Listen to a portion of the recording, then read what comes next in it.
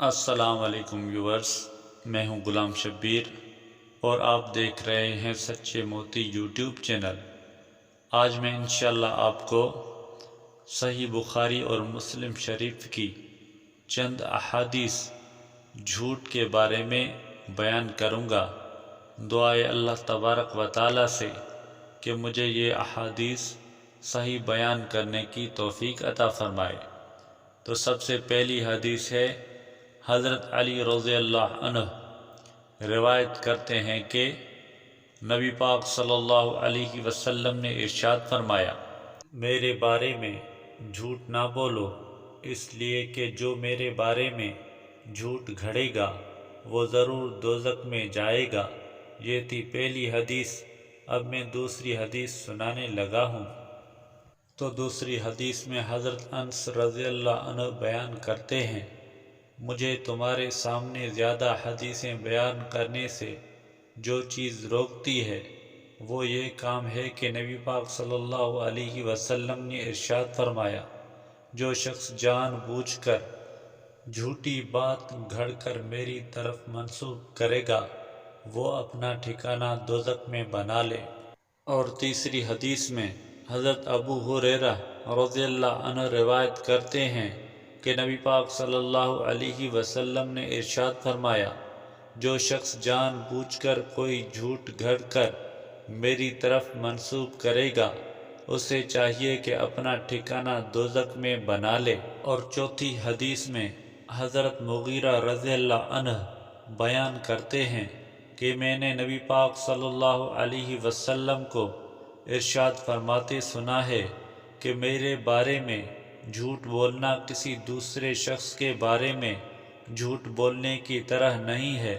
جو شخص جان بوجھ کر جھوٹ میری طرف منسوب کرے گا وہ اپنا ٹھکانہ دوزخ میں بنا لے۔ اللہ تبارک و تعالی ہم سب کو جھوٹ بولنے سے پناہ عطا فرمائے۔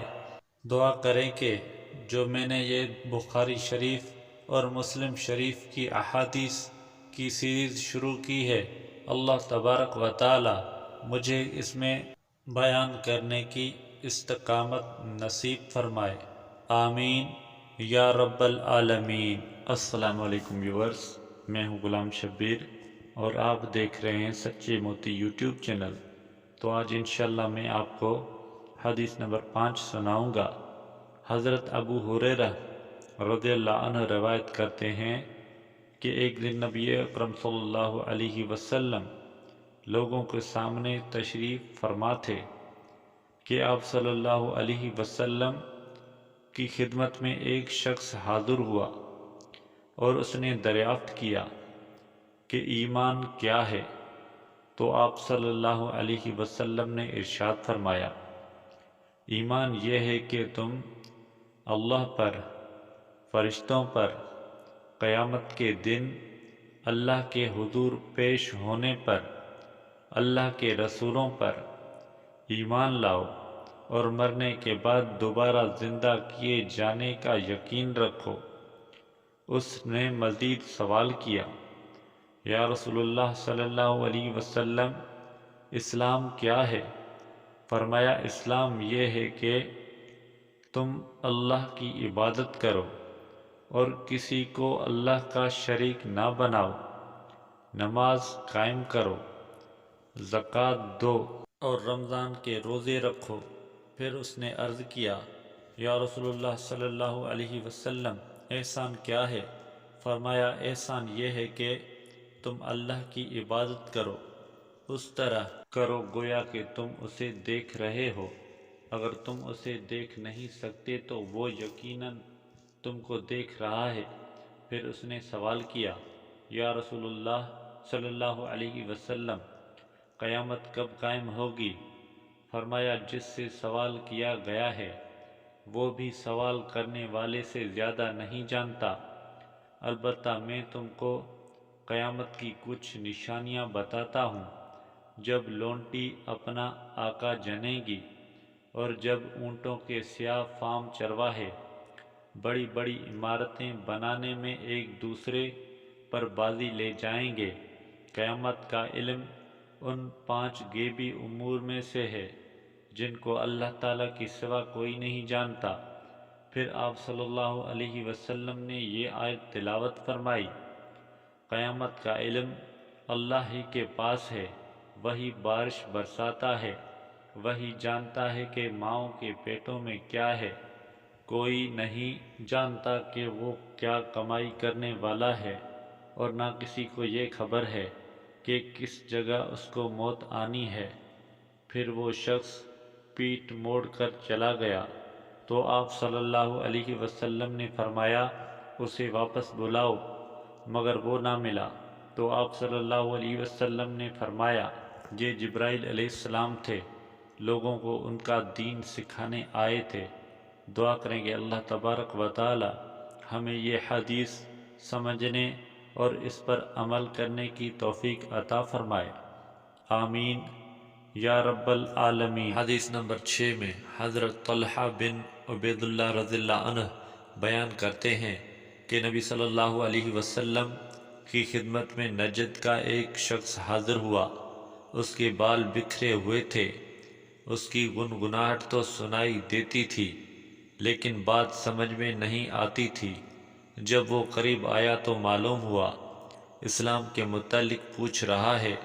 آپ صلی اللہ علیہ وسلم نے فرمایا، دن اور رات میں 5 نمازیں ہیں۔ اس نے پوچھا، کیا اور نماز بھی مجھ پر ہے؟ آپ صلی اللہ علیہ وسلم نے فرمایا، نہیں، ہاں اگر تم رضاکارانہ ادا کرنا چاہو تو کرو۔ اور فرمایا، ماہ رمضان کے روزے؟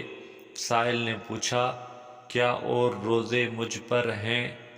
فرمایا، نہیں، البتہ اگر تم رضاکارانہ رکھنا چاہو تو رکھو۔ آپ صلی اللہ علیہ وسلم نے اسے زکوٰۃ کے بارے میں بھی بتایا۔ اس نے پوچھا، کیا مجھ پر اور کوئی ادائیگی ضروری ہے؟ فرمایا، نہیں، البتہ تم رضاکارانہ جو کچھ دینا چاہو۔ راوی کہتے ہیں پھر وہ شخص واپس چلا اور کہتا جاتا تھا، میں نہ اس میں اضافہ کروں گا نہ کمی۔ آپ صلی اللہ علیہ وسلم نے فرمایا، فلاح پا گیا اگر اس نے اپنی بات سچ کر دکھائی۔ حدیث نمبر 7 میں حضرت ابو ایوب انصاری رضی اللہ عنہ بیان کرتے ہیں کہ ایک شخص نے عرض کیا، یا رسول اللہ صلی اللہ علیہ وسلم، مجھے ایسا عمل بتائیے جس سے میں جنت میں داخل ہوں۔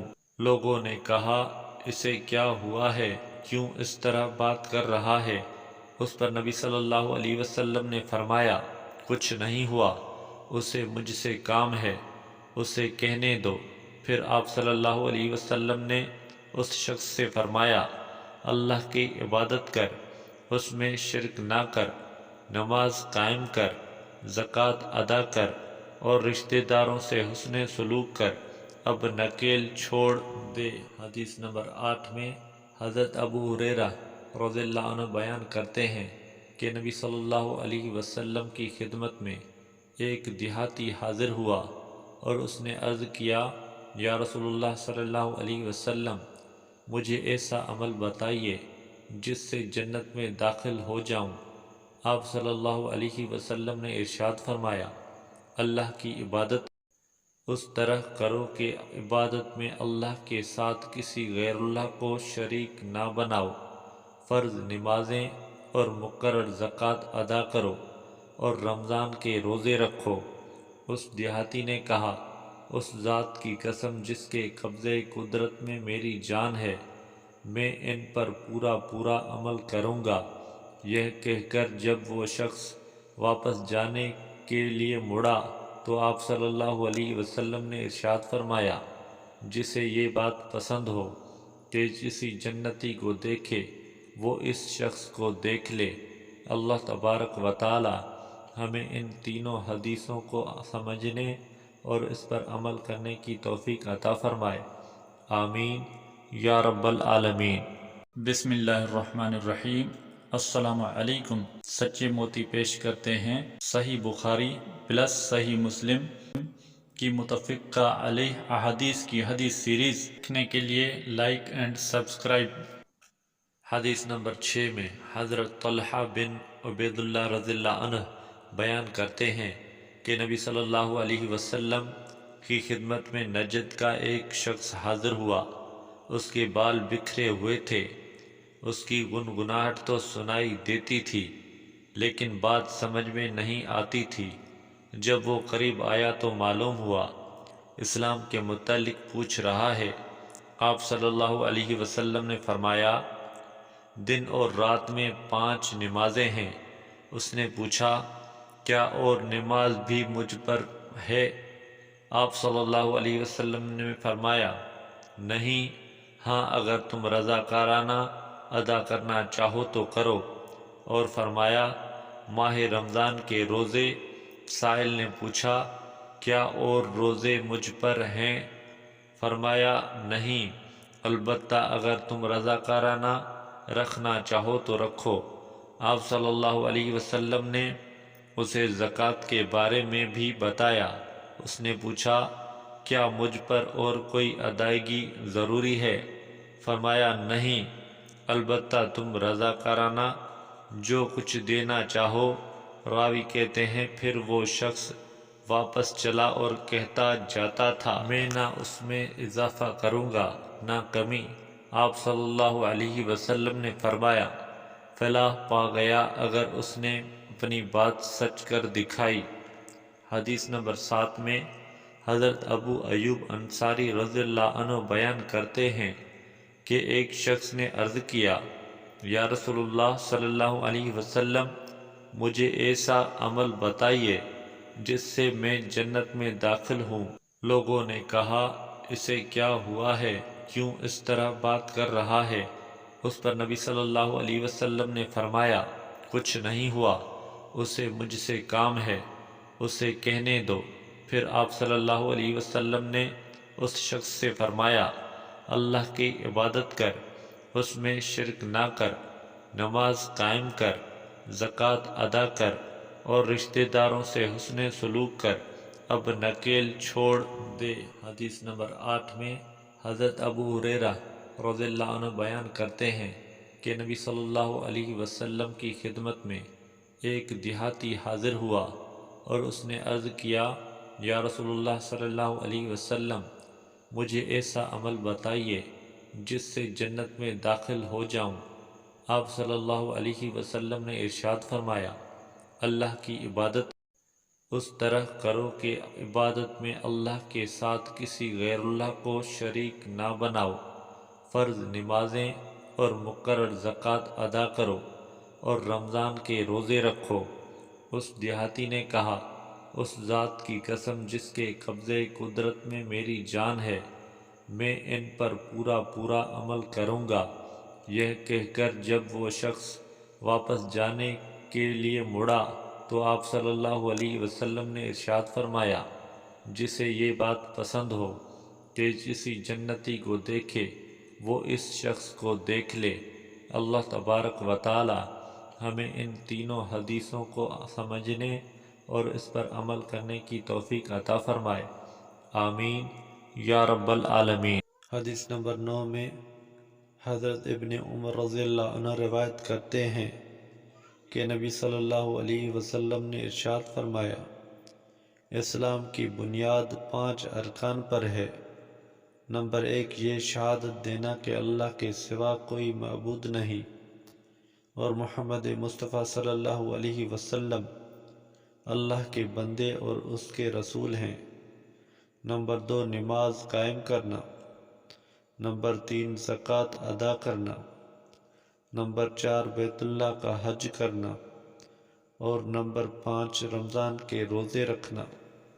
حدیث نمبر 10 میں حضرت ابن عباس رضی اللہ عنہ بیان کرتے ہیں کہ جب قبیلہ عبد القیس کا وفد نبی صلی اللہ علیہ وسلم کی خدمت میں حاضر ہوا تو آپ صلی اللہ علیہ وسلم نے فرمایا، کون لوگ ہیں؟ یا آپ صلی اللہ علیہ وسلم نے فرمایا، کس قبیلے کا وفد ہے؟ ان لوگوں نے عرض کیا، ہمارا تعلق قبیلہ ربیعہ سے ہے۔ آپ صلی اللہ علیہ وسلم نے فرمایا، تم لوگوں یا وفد کو خوش آمدید، باعزت اور سرخرو آؤ۔ ان لوگوں نے عرض کیا، یا رسول اللہ صلی اللہ علیہ وسلم، ہم آپ کی خدمت میں صرف حرمت والے مہینے میں حاضر ہو سکتے ہیں، کیونکہ ہمارے اور آپ صلی اللہ علیہ وسلم کے درمیان یہ قبیلہ یعنی کفار مضر کا قبیلہ حائل ہے۔ آپ صلی اللہ علیہ وسلم ہمیں ایسا جامع امور فرما دیجئے جو ہم ان لوگوں کو جا کر بتا دیں جو ہمارے ساتھ آپ صلی اللہ علیہ وسلم کی خدمت میں حاضر نہیں ہو سکے، اور جن پر عمل کر کے ہم جنت میں داخل ہو جائیں۔ اور ان لوگوں نے آپ صلی اللہ علیہ وسلم سے مشروبات کے متعلق بھی دریافت کیا، چنانچہ آپ صلی اللہ علیہ وسلم نے انہیں 4 باتوں کے کرنے کا حکم دیا اور 4 باتوں سے منع فرمایا۔ آپ صلی اللہ علیہ وسلم نے انہیں حکم دیا کہ سب چھوڑ کر صرف اللہ پر ایمان لائیں۔ پھر فرمایا، تمہیں معلوم ہے کہ اللہ پر ایمان لانے کا مفہوم کیا ہے؟ انہوں نے عرض کیا، اللہ اور اللہ کے رسول صلی اللہ علیہ وسلم بہتر جانتے ہیں۔ آپ صلی اللہ علیہ وسلم نے فرمایا، اس سے مراد یہ گواہی دینا ہے کہ اللہ کے سوا کوئی معبود نہیں، اور حضرت محمد مصطفیٰ صلی اللہ علیہ وسلم اللہ کے رسول ہیں، اور انہیں حکم دیا کہ نماز قائم کریں اور زکوٰۃ ادا کریں اور ماہ رمضان کے روزے رکھیں اور غنیمت میں سے 5واں حصہ بیت المال میں دیا کریں۔ 4 چیزوں سے آپ صلی اللہ علیہ وسلم نے منع فرمایا، یعنی سبز لاکھی مرتبان سے اور کدو کے بنائے ہوئے برتن سے، لکڑی کے کھودے ہوئے برتن سے اور روغنی برتن سے، اور فرمایا کہ ان باتوں کو حفظ کر لو اور ان لوگوں کو بھی بتلا دینا جو تم سے پیچھے ہیں اور یہاں نہیں آئے ہیں۔ اللہ تبارک و تعالی ہمیں ان احادیث کو سمجھنے اور ان پر عمل کرنے کی توفیق عطا فرمائے، آمین یا رب العالمین۔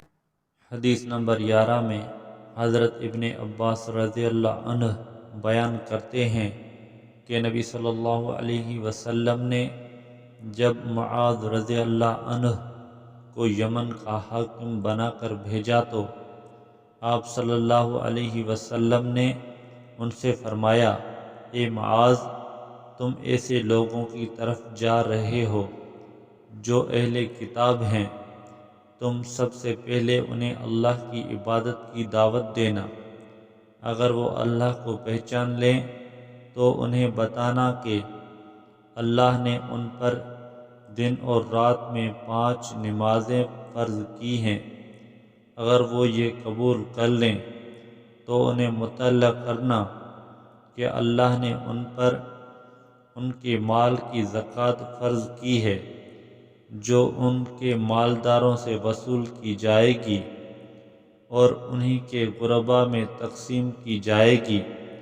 اگر وہ اس حکم کو بھی تسلیم کر لیں اور زکوٰۃ دینے پر آمادہ ہو جائیں تو ان کی زکوٰۃ وصول کرنا، خبردار لوگوں کے بہترین مال کو ہاتھ نہ لگانا۔ حدیث نمبر 12 میں حضرت ابن عباس رضی اللہ عنہ بیان کرتے ہیں کہ جب نبی صلی اللہ علیہ وسلم نے حضرت معاذ رضی اللہ عنہ کو یمن کا حاکم بنا کر بھیجا تو فرمایا، مظلوم کی بد دعا سے بچنا، کیونکہ مظلوم کی فریاد اور اللہ کے درمیان کوئی پردہ حائل نہیں۔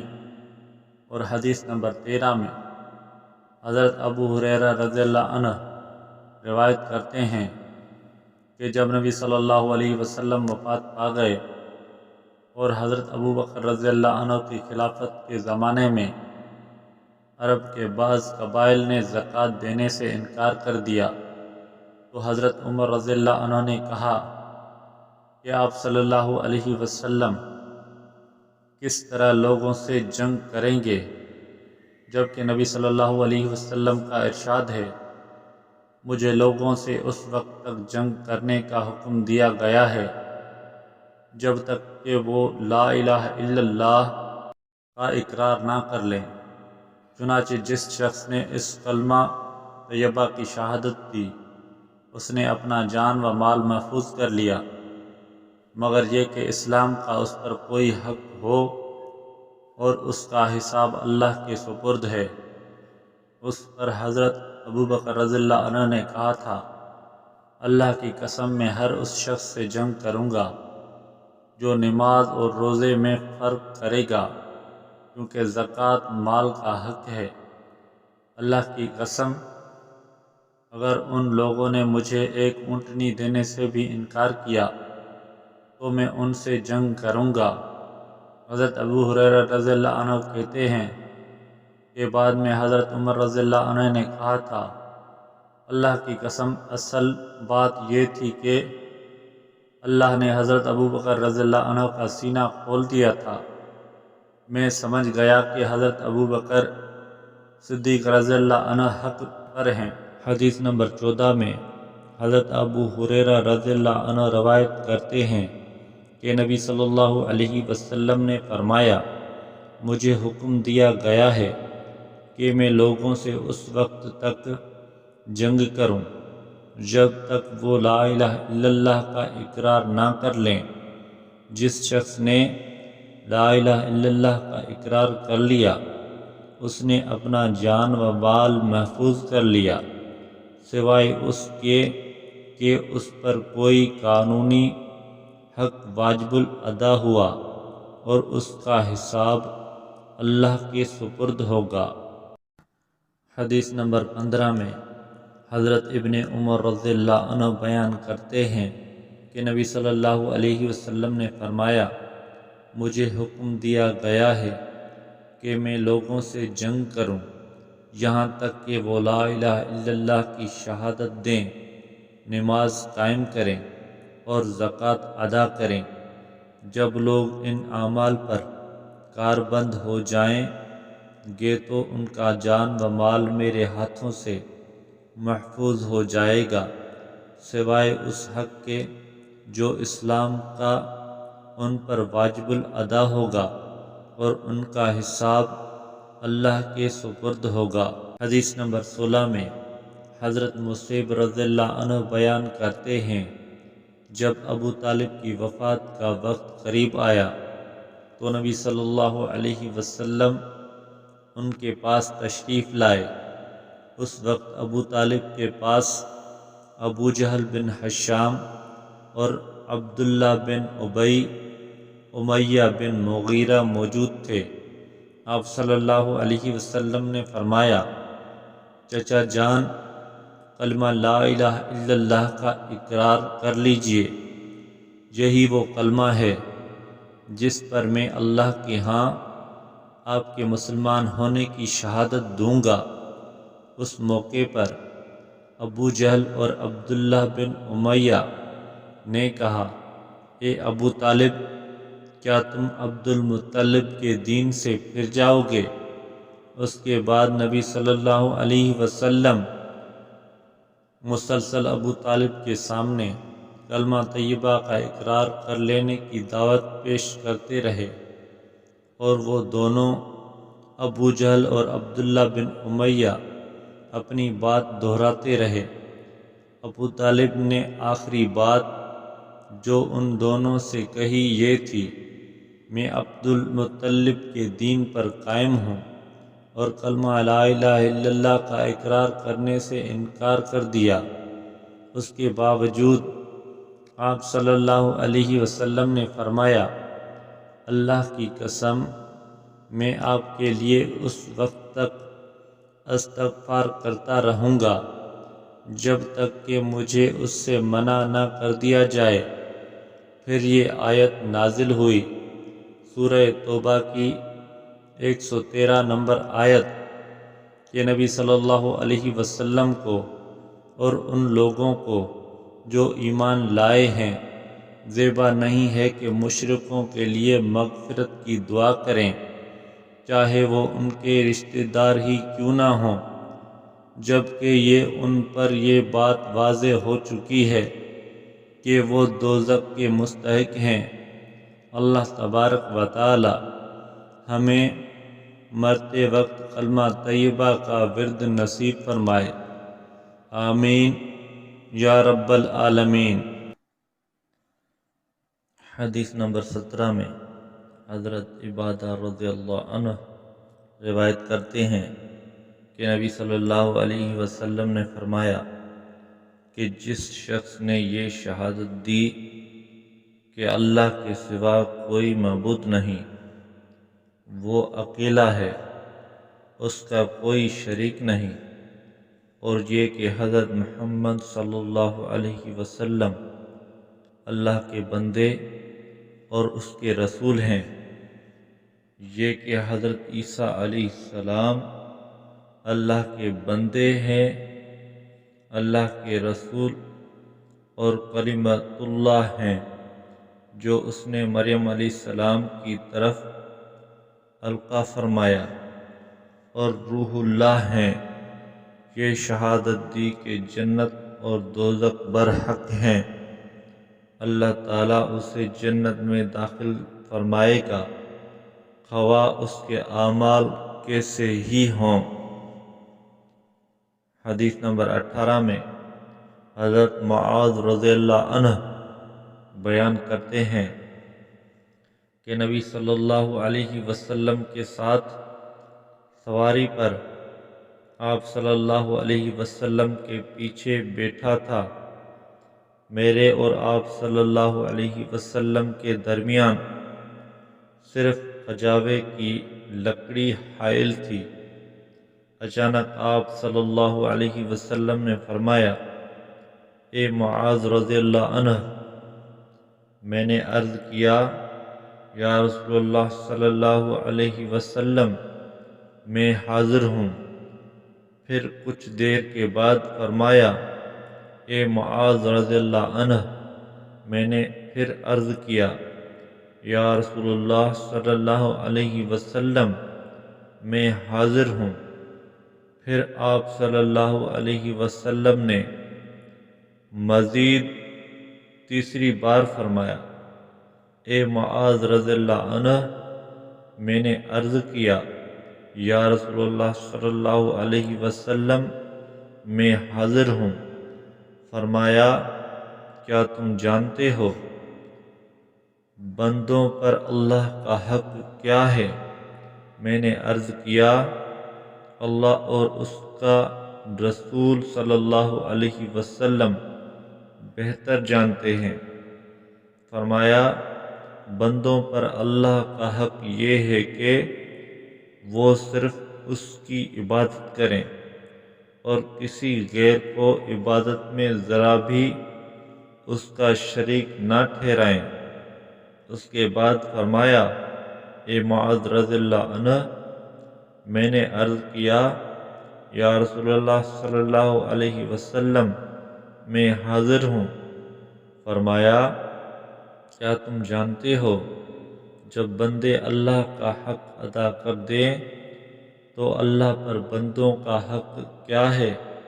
میں نے عرض کیا، اللہ اور اللہ کا رسول صلی اللہ علیہ وسلم بہتر جانتے ہیں۔ فرمایا، بندوں کا حق اللہ پر یہ ہے کہ پھر وہ ان کو عذاب نہ دے۔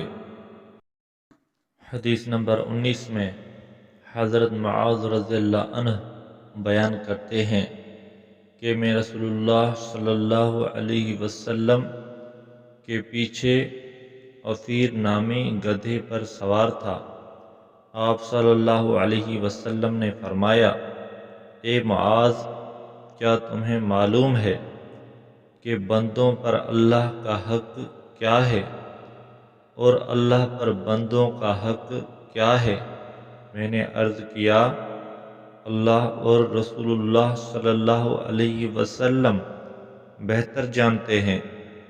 آپ صلی اللہ علیہ وسلم نے فرمایا، بندوں پر اللہ کا حق یہ ہے کہ وہ صرف اسی کی عبادت کریں اور عبادت میں اس کے ساتھ کسی کو شریک نہ بنائیں، اور اللہ پر بندوں کا حق یہ ہے کہ جو شخص شرک نہ کرے وہ اسے عذاب نہ دے۔ میں نے عرض کیا، یا رسول اللہ صلی اللہ علیہ وسلم، کیا میں یہ خوشخبری لوگوں تک پہنچا دوں؟ آپ صلی اللہ علیہ وسلم نے فرمایا، نہیں، انہیں یہ خوشخبری نہ دو کہ پھر وہ اسی پر بھروسہ کر کے بیٹھے نہ رہیں۔ حدیث نمبر 20 میں حضرت انس رضی اللہ عنہ کہتے ہیں کہ ایک دفعہ جب حضرت معاذ رضی اللہ عنہ نبی صلی اللہ علیہ وسلم کی سواری پر آپ صلی اللہ علیہ وسلم کے پیچھے سوار تھے تو حضرت محمد مصطفیٰ صلی اللہ علیہ وسلم نے ان سے فرمایا، اے معاذ بن جبل۔ حضرت معاذ رضی اللہ عنہ نے عرض کیا، یا رسول اللہ صلی اللہ علیہ وسلم، میں حاضر ہوں۔ 3 مرتبہ نبی صلی اللہ علیہ وسلم نے حضرت معاذ رضی اللہ عنہ کو مخاطب کیا اور ہر مرتبہ حضرت معاذ رضی اللہ عنہ نے یہی الفاظ دہرائے۔ تیسری مرتبہ فرمایا، جو کوئی سچے دل سے اس بات کی شہادت دے کہ اللہ کے سوا کوئی معبود نہیں اور حضرت محمد صلی اللہ علیہ وسلم اللہ کے رسول ہیں، اللہ اس پر دوزخ کی آگ حرام کر دے گا۔ حضرت معاذ رضی اللہ عنہ نے عرض کیا، یا رسول اللہ صلی اللہ علیہ وسلم، کیا میں یہ بات لوگوں کو بتا دوں تاکہ وہ خوش ہو جائیں؟ فرمایا، نہیں، پھر وہ اسی پر بھروسہ کر کے بیٹھے رہیں گے۔ حضرت معاذ رضی اللہ عنہ نے یہ حدیث اپنی وفات کے وقت بیان کی، اس خیال سے کہ حدیث بیان کرنے کی وجہ سے گناہ گار نہ ہوں۔ حدیث نمبر 21 میں حضرت ابو ہریرہ رضی اللہ عنہ روایت کرتے ہیں کہ نبی صلی اللہ علیہ وسلم نے فرمایا، ایمان کی 60 سے زیادہ شاخیں ہیں اور حیا ایمان کی ایک شاخ ہے۔ حدیث نمبر 22 میں حضرت ابن عمر رضی اللہ عنہ بیان کرتے ہیں کہ نبی صلی اللہ علیہ وسلم ایک انصاری کے پاس سے گزرے جو اپنے بھائی کو حیا کے بارے میں نصیحت کر رہا تھا۔ آپ صلی اللہ علیہ وسلم نے فرمایا، اسے اس کے حال پر چھوڑ دو، کیونکہ حیا ایمان کا ایک شعبہ ہے۔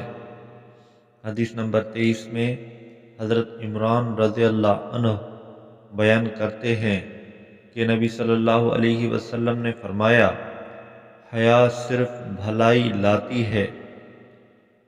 حدیث نمبر 24 میں حضرت عبداللہ رضی اللہ عنہ بیان کرتے ہیں، ایک شخص نے نبی صلی اللہ علیہ وسلم سے پوچھا، اسلام میں کون سا عمل سب سے افضل ہے؟ آپ صلی اللہ علیہ وسلم نے فرمایا، سب سے بہتر عمل یہ ہے کہ تم غریبوں کو کھانا کھلاؤ اور ہر شخص کو خواہ واقف ہو یا اجنبی سلام کرو۔ حدیث نمبر 25 میں حضرت ابو موسیٰ رضی اللہ عنہ بیان کرتے ہیں کہ صحابہ کرام رضی اللہ عنہم نے پوچھا، یا رسول اللہ صلی اللہ علیہ وسلم، کس شخص کا اسلام سب سے بہتر ہے؟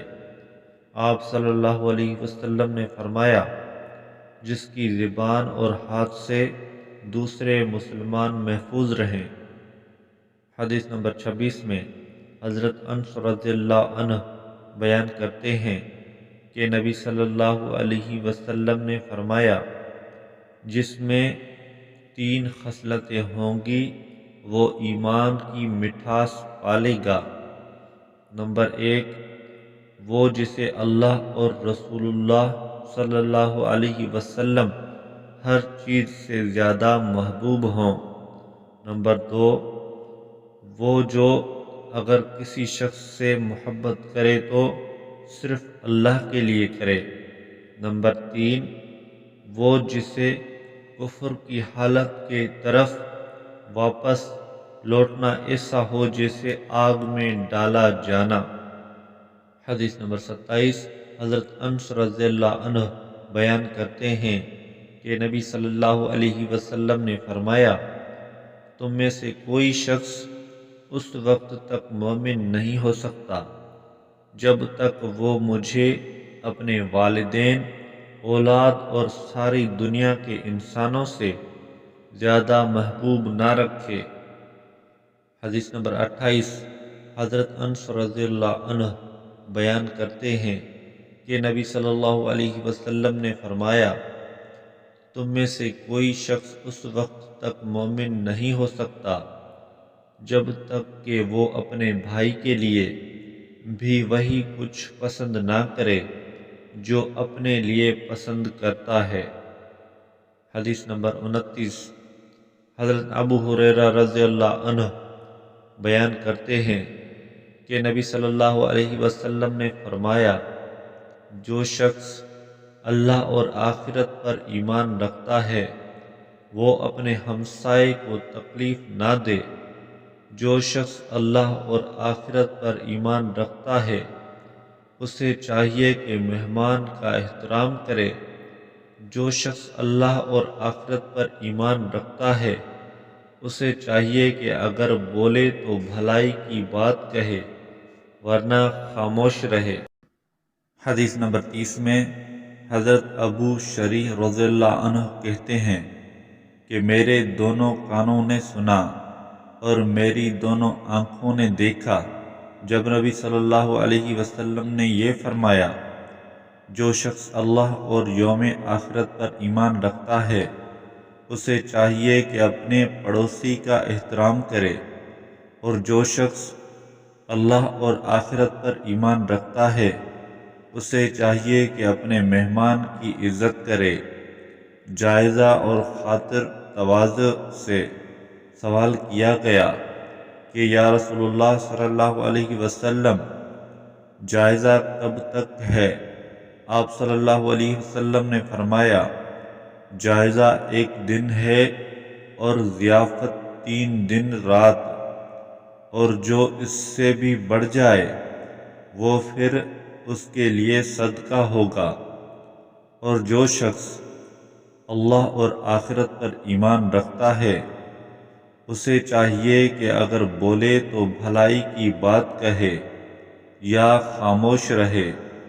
حدیث نمبر 31 میں حضرت عقبہ بن عمرو رضی اللہ عنہ بیان کرتے ہیں کہ نبی صلی اللہ علیہ وسلم نے اپنے دست مبارک سے یمن کی جانب اشارہ کرتے ہوئے فرمایا، ایمان یمنی ہے، یعنی ادھر یمن میں ہے۔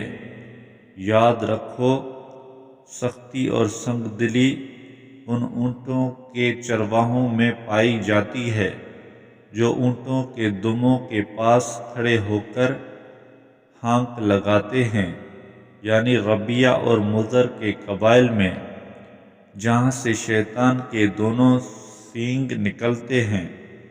حدیث نمبر 32، حضرت ابو ہریرہ رضی اللہ عنہ بیان کرتے ہیں کہ نبی صلی اللہ علیہ وسلم نے فرمایا، تمہارے پاس اہل یمن آئے ہیں، یہ لوگ نرم دل اور لطیف مزاج کے مالک ہیں، فقہ یمنی ہے اور حکمت یعنی یمن والوں کی ہے۔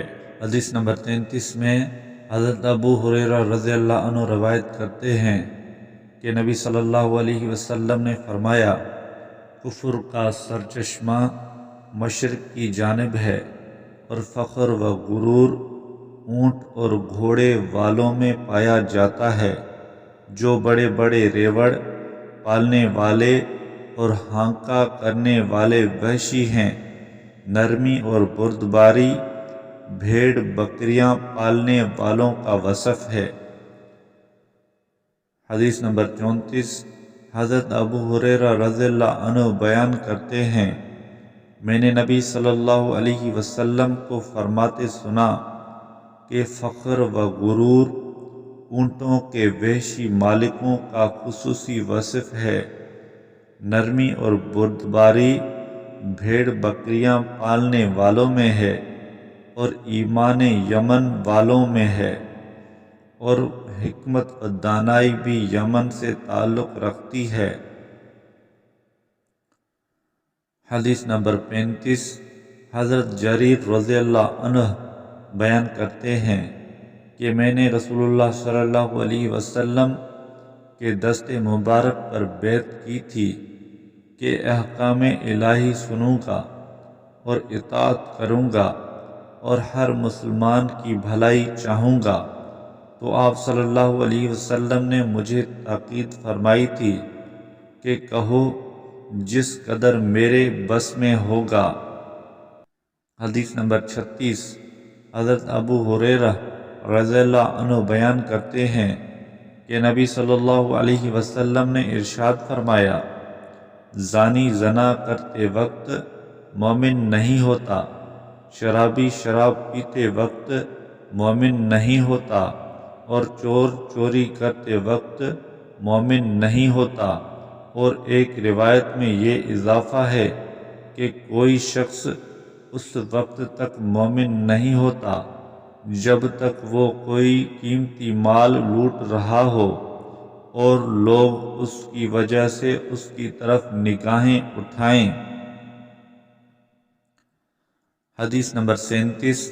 حضرت عبداللہ رضی اللہ عنہ روایت کرتے ہیں کہ نبی صلی اللہ علیہ وسلم نے فرمایا، 4 خصلتیں ایسی ہیں اگر سب کی سب کسی شخص میں موجود ہوں تو وہ پورا منافق ہوگا، اور جس میں اس میں سے کوئی ایک خصلت پائی جائے گی اس میں نفاق کی ایک صفت موجود ہوگی، یہاں تک کہ وہ اس کو ترک نہ کر دے۔ اگر اس کی پاس امانت رکھی جائے تو خیانت کرے، جب بات کرے تو جھوٹ بولے، اور اگر عہد کرے تو دھوکہ دے، اور جب جھگڑے تو بدگوئی کرے۔ حدیث نمبر 38۔ حضرت ابو ہریرہ رضی اللہ عنہ روایت کرتے ہیں کہ نبی صلی اللہ علیہ وسلم نے فرمایا، منافق کی 3 نشانیاں ہیں۔ نمبر 1، بات کرتا ہے تو جھوٹ بولتا ہے۔ نمبر 2، وعدہ کرتا ہے تو وعدہ خلافی کرتا ہے۔ نمبر 3، اور اگر اس کے پاس امانت رکھی جائے تو خیانت کرتا ہے۔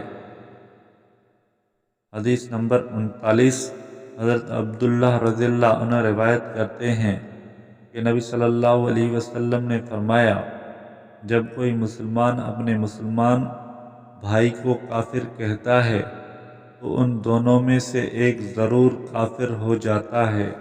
حدیث نمبر 40 میں حضرت ابو ذر رضی اللہ عنہ بیان کرتے ہیں کہ انہوں نے نبی صلی اللہ علیہ وسلم کو فرماتے سنا، جس شخص نے جان بوجھ کر خود کو اپنے باپ کے بجائے دوسرے باپ کی طرف منسوب کیا اس نے کفر کیا، اور جس نے کسی ایسی قوم یا قبیلہ میں سے ہونے کا دعویٰ کیا جس سے اس کا کوئی نسبی رشتہ نہ ہو تو وہ اپنا ٹھکانہ دوزخ میں بنا لے۔ حدیث نمبر 41 میں حضرت ابو ہریرہ رضی اللہ عنہ روایت کرتے ہیں کہ نبی صلی اللہ علیہ وسلم نے فرمایا، اپنے آباء و اجداد کو چھوڑ کر خود کو دوسروں کی طرف منسوب نہ کرو، کیونکہ اپنے حقیقی باپ کے باپ ہونے سے انکار کرنا کفر ہے۔ حدیث نمبر 42 میں حضرت سعد رضی اللہ عنہ بیان کرتے ہیں کہ میں نے نبی صلی اللہ علیہ وسلم کو فرماتے ہوئے سنا کہ جو شخص جانتے بوجھتے یہ دعویٰ کرے کہ اس کا باپ اس کے حقیقی والد کے علاوہ کوئی دوسرا ہے، اس پر جنت حرام ہے۔ یہ جب حضرت ابو بکر رضی اللہ عنہ کے سامنے بیان کی گئی تو انہوں نے کہا، اس کو میں نے اپنے دونوں کانوں سے نبی صلی اللہ علیہ وسلم سے خود سنا اور میرے حافظے نے اسے یاد رکھا۔ حدیث نمبر 43 میں حضرت عبداللہ رضی اللہ عنہ روایت کرتے ہیں کہ نبی صلی اللہ علیہ وسلم نے فرمایا، مسلمان کو گالی دینا فسق گناہ اور مسلمان سے جنگ کرنا کفر ہے۔ حدیث نمبر 44 میں حضرت جریر رضی اللہ عنہ روایت کرتے ہیں کہ نبی صلی اللہ علیہ وسلم نے حجۃ الوداع کے موقع پر مجھے حکم دیا کہ لوگوں کو خاموش رہنے کے لیے کہوں۔ چنانچہ جب لوگ خاموش ہو گئے تو آپ صلی اللہ علیہ وسلم نے فرمایا، مسلمانوں میرے بعد پھر کافر نہ ہو جانا کہ ایک دوسرے کو قتل کرنے لگو۔ حدیث نمبر 45 میں حضرت ابن عمر رضی اللہ عنہ روایت کرتے ہیں کہ نبی صلی اللہ علیہ وسلم نے فرمایا، اللہ تم پر رحم فرمائے، میرے بعد کافر نہ ہو جانا کہ باہم ایک دوسرے کو قتل کرنے لگو۔ حدیث نمبر 46 میں حضرت زید رضی اللہ عنہ بیان کرتے ہیں کہ نبی صلی اللہ علیہ وسلم نے ہمارے ساتھ حدیبیہ کے مقام پر فجر کی نماز ادا کی۔ اس رات بارش ہوئی تھی اور صبح کے وقت نمی باقی تھی۔ نماز سے فارغ ہو کر آپ صلی اللہ علیہ وسلم نے صحابہ کرام اور رضی اللہ عنہم کی طرف متوجہ ہو کر دریافت فرمایا، تمہیں معلوم ہے اللہ نے کیا فرمایا؟ صحابہ رضی اللہ عنہم نے عرض کیا، اللہ اور اس کے رسول اللہ صلی اللہ علیہ وسلم بہتر جانتے ہیں۔ آپ صلی اللہ علیہ وسلم نے فرمایا، اللہ نے فرمایا ہے، آج صبح میرے بندوں میں سے کچھ مومن ہو گئے اور کچھ کافر ہو گئے۔ جس نے کہا کہ ہم پر اللہ کے فضل و کرم سے بارش ہوئی ہے، اس نے مجھے مانا، اور ستاروں کے مؤثر ہونے کا انکار کیا، اور جس نے کہا کہ بارش فلاں ستارے کے اثر سے ہوئی ہے، اس نے میرا انکار کیا اور ستاروں پر ایمان لایا۔ صحیح بخاری پلس صحیح مسلم سیریز حدیث نمبر 47۔ حضرت انس رضی اللہ عنہ روایت کرتے ہیں کہ نبی صلی اللہ علیہ وسلم نے ارشاد فرمایا، انصار سے محبت کرنا ایمان کی نشانی ہے اور انصار سے بغض رکھنا نفاق کی علامت ہے۔ حدیث نمبر 48۔ حضرت براء رضی اللہ عنہ بیان کرتے ہیں کہ نبی صلی اللہ علیہ وسلم نے ارشاد فرمایا، انصار سے محبت ایک مومن ہی کرتا ہے اور انصار سے بغض کوئی منافق ہی رکھ سکتا ہے۔ جو شخص انصار سے محبت کرے گا اس سے اللہ تعالی محبت کرے گا، اور جو انصار سے بغض رکھے گا اللہ تعالی اس سے نفرت فرمائے گا۔ حدیث نمبر 49۔ حضرت ابو سعید خدری رضی اللہ عنہ بیان کرتے ہیں کہ نبی صلی اللہ علیہ وسلم نے عید الاضحیٰ، یا عید الفطر کے دن عیدگاہ میں جب خواتین کے پاس سے گزرے تو آپ صلی اللہ علیہ وسلم نے فرمایا، اے گروہ خواتین، صدقہ دیا کرو، کیونکہ مجھے معراج میں دکھایا گیا کہ دوزخ میں تمہاری تعداد زیادہ ہے۔ خواتین نے عرض کیا، یا رسول اللہ صلی اللہ علیہ وسلم، ایسا کیوں ہے؟ آپ صلی اللہ علیہ وسلم نے فرمایا، تم لعن طعن زیادہ کرتی ہو اور خاندانوں کی ناشکر گزاری کرتی ہو۔ میں نے کوئی ایسی چیز نہیں دیکھی جو عقل اور دین کے لحاظ سے ناقص ہونے کے باوجود عقل مند اور محتاط مرد کے عقل و ہوش کو تم سے زیادہ شکار کرنے والی ہو۔ خواتین نے عرض کیا، یا رسول اللہ صلی اللہ علیہ وسلم، ہم دین و عقل کے لحاظ سے کس طرح ناقص ہیں؟ آپ صلی اللہ علیہ وسلم نے فرمایا، کیا عورت کی گواہی مرد کی گواہی سے آدھی نہیں ہے؟ خواتین نے عرض کیا، یقیناً آپ صلی اللہ علیہ وسلم نے فرمایا، یہ چیز عورتوں میں عقل کم ہونے کی دلیل ہے۔ دوسری، کیا ایسا نہیں ہے کہ عورت حیض کی حالت میں نہ نماز پڑھ سکتی ہے اور نہ روزہ رکھ سکتی ہے؟ خواتین نے عرض کیا، درست ہے۔ آپ صلی اللہ علیہ وسلم نے فرمایا، یہ چیز خواتین کے دین کے ناقص ہونے کا ثبوت ہے۔ صحیح بخاری پلس صحیح مسلم حدیث سیریز حدیث نمبر 50 میں حضرت ابو ہریرہ رضی اللہ عنہ روایت کرتے ہیں کہ نبی صلی اللہ علیہ وسلم سے پوچھا گیا کہ افضل ترین عمل کون سا ہے؟ آپ صلی اللہ علیہ وسلم نے فرمایا کہ اللہ اور اس کے رسول اللہ صلی اللہ علیہ وسلم پر ایمان لانا۔ پھر پوچھا گیا کہ اس کے بعد کون سا عمل سب سے بہتر ہے؟ آپ صلی اللہ علیہ وسلم نے فرمایا، جہاد فی سبیل اللہ۔ پھر پوچھا گیا کہ اس کے بعد کون سا عمل سب سے بہتر ہے؟ آپ صلی اللہ علیہ وسلم نے فرمایا، حج مبرور مقبول۔ حدیث نمبر 51۔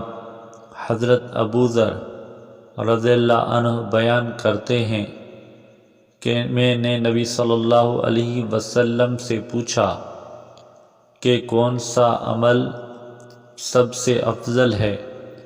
آپ صلی اللہ علیہ وسلم نے فرمایا، اللہ پر ایمان لانا اور اس کی راہ میں جہاد کرنا۔ پھر میں نے دریافت کیا، کیا غلام آزاد کرنا افضل عمل ہے؟ آپ صلی اللہ علیہ وسلم نے فرمایا، جو قیمتی اور مالک کو سب سے زیادہ پسند ہو۔ میں نے عرض کیا، اگر میں یہ کام نہ کر سکوں تو؟ آپ صلی اللہ علیہ وسلم نے فرمایا، کسی کام کو کرنے والے کی مدد کرو یا کسی ایسے شخص کا کام کرو جو کام نہیں کرنا جانتا یا نہیں کر سکتا۔ حضرت ابو ذر رضی اللہ عنہ نے عرض کیا، اگر میں یہ بھی نہ کر سکوں؟ آپ صلی اللہ علیہ وسلم نے فرمایا، لوگوں کو اپنے شر سے محفوظ رکھو، یہ بھی ایک صدقہ ہے جو تم اپنی ذات پر کرتے ہو۔ حدیث نمبر 52۔ حضرت عبداللہ رضی اللہ عنہ بیان کرتے ہیں کہ میں نے نبی صلی اللہ علیہ وسلم سے پوچھا، کون سا عمل اللہ کو سب سے زیادہ محبوب ہے؟ آپ صلی اللہ علیہ وسلم نے فرمایا وقت پر نماز ادا کرنا۔ میں نے عرض کیا اس کے بعد کون سا عمل؟ آپ صلی اللہ علیہ وسلم نے فرمایا والدین سے حسن سلوک۔ میں نے پھر پوچھا اس کے بعد کون سا عمل؟ آپ صلی اللہ علیہ وسلم نے فرمایا جہاد فی سبیل اللہ۔ حضرت عبداللہ رضی اللہ عنہ کہتے ہیں کہ یہ باتیں مجھ سے خود حضور صلی اللہ علیہ وسلم نے ارشاد فرمائیں، اور اگر میں مزید پوچھتا تو آپ صلی اللہ علیہ وسلم اور بھی بیان فرماتے۔